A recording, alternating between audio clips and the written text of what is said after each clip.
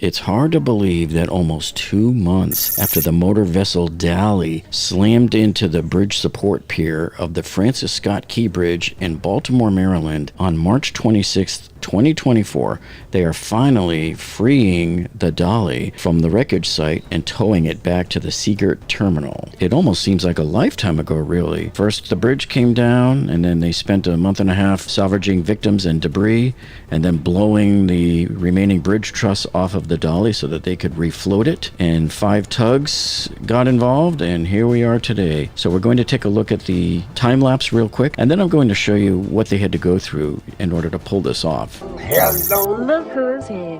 Dali. This is Louis. Hello, Louis. Dali. This was a great sight to see. So nice to have you back where you belong. I'm so glad to be back. There she is pulling up dockside. You're looking swell. Thank you, Louis. Dali. I can tell. Does it show? Dali. They have to pump out 1.25 million gallons of ballast water. 1:30 in the afternoon yesterday on Sunday, and you can see that Dali is still pointing down at the head. So the bow is low here, but you can see that the stern right here is still pointing up. So I don't know if they've removed all of that ballast water yet or if they're still working on it, but the Dali still seems to be at the same slant that it was at before. And even at 1 a.m. this morning, basic 4 hours before the intended move of the motor vessel Dali, you can see it is still sitting at that same slant. Now, they were supposed to move Dali at about 5:30 in the morning. That's when the high tide was at the max. But here we are at 5:40 or so, and it still hasn't moved yet. And in fact, it wouldn't move for at least another hour and a half. And guess what? We spotted the first movement of Dali on Captain Andy's Mallorcan Mullet channel. We were all on the live stream and saw it together. We got a winner. What time is it? Winner, chicken dinner. We got a winner. 6:51. Andy's gonna take us to get that fried chicken. 6:51. And we've got movement. The ship is definitely moving, guys. So right before 7 a.m., I'm looking at the back of the stern, and you can see it moving. Look at the pixels. See the movement right there.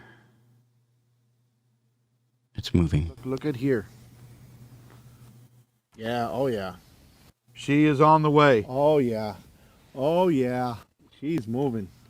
She is moving. Dude, that is amazing. Hey, smash that like button, guys. Wow, this is a relief, man. Guys, Wow. how about Yeah. how about a thumbs up?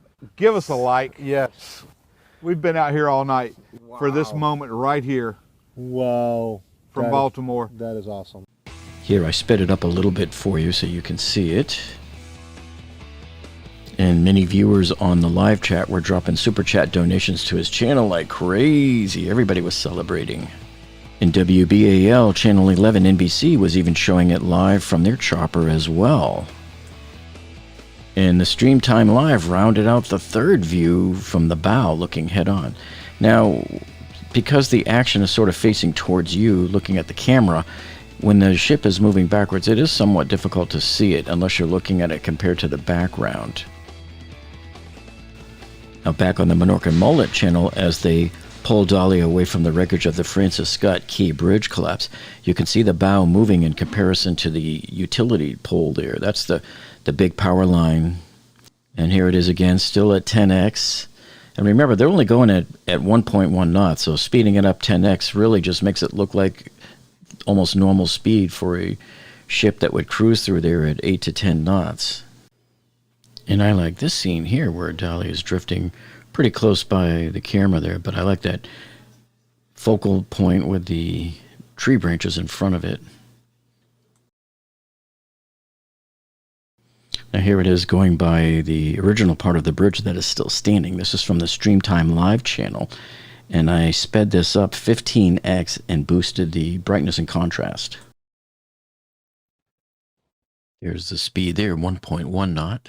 Now there's 5 tugboats that are towing Dali back to the Seagirt dock. The software was showing Dali in the wrong direction because they were towing it by the stern.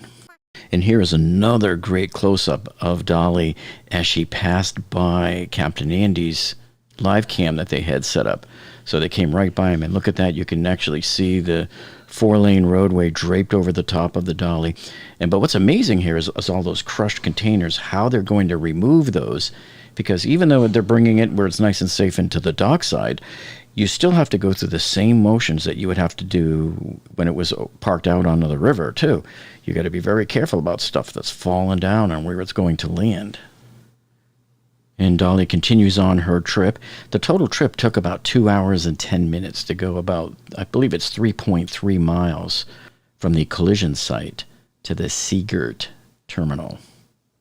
So here's a great snapshot that was taken right when the Dali was probably a few hundred yards away from right here. This is where it was originally parked. Here's where the accident happened.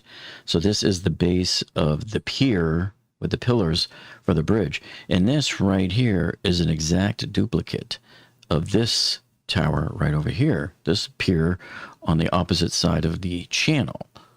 And the construction vehicles had gone in probably right around here where this police boat is. On it now, it's in the process of being taken to Seagirt Marine Terminal. It's already moved about a half a mile from where it. Here's a few snippets from the video that W. Bell posted. I'll put a link to that down below in the video description for you because you're definitely going to want to check that out. They did a real good job covering it of all the best angles and getting the whole time lapse of the entire operation.